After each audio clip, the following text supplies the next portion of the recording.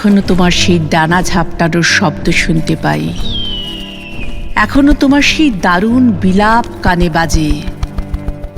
গগন বিহারী চিল, খরদীপ্র দুপুর বেলায় তুমি এক আকাশের থেকে অন্য আকাশের দিকে তেজস্বী ও স্বভাবত সঙ্গীবিহীন সম্রাটের মতো সহজ উল্লাসে বাতাসে সাঁতার কেটে চলেছিলে। যেতে যেতে শূন্যের মেখলা থেকে যেরকম উল্কা খসে যায়, তুমিও সহসা সেই রকম ঊর্ধ্বাকাশ থেকে এই গৃহস্থ বাড়ির বারান্দায় ছিটকে পড়েছিলে। মুহূর্তে কাকের মেলা বসে গেল ছাতের কার্নিশে। কা কা অট্টহাসির বিদ্রূপে ভরে উঠল দ্বীপ্রহর।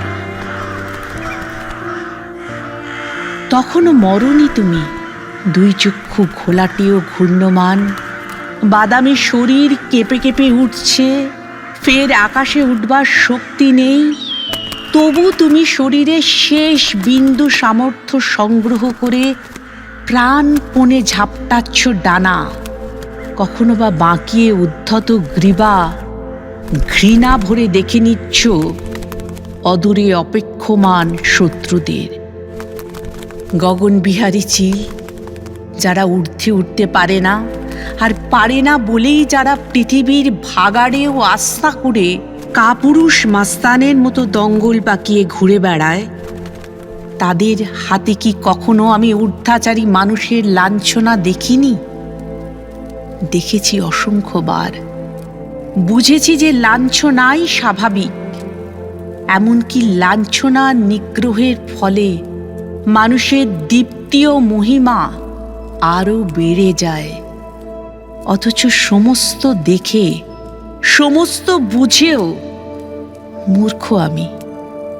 দলবদ্ধ কাকের গুন্ডামি থেকে তোমাকে বাঁচাতে গিয়েছিলুম। তোমাকে বারান্দার থেকে তুলে এনে স্নানঘরের মধ্যে আটকে রেখে স্বস্তির নিঃশ্বাস ফেলে ভাবতে পেরেছিলুম তোমার মর্যাদা বাঁচানো গেল।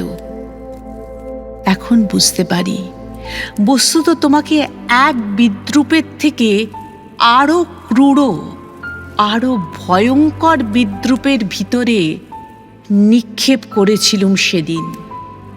গগন বিহারী চিল, বৈদুর্যমণির তীব্র দাহনে উজ্জ্বল খর দুপুরবেলায় সম্রাটের মতো তুমি সমস্ত আকাশ ঘুরে এসে তারপর শহরতলির এক গৃহস্থের 6x3 ফুট ওই কলঘরে অন্ধকারে বন্দী হয়েছিলে। সারা রাত্রি ঝাপটা মেরেছ তুমি কাঠের দরজায়, নখরে আঁচড়েছ মেঝে।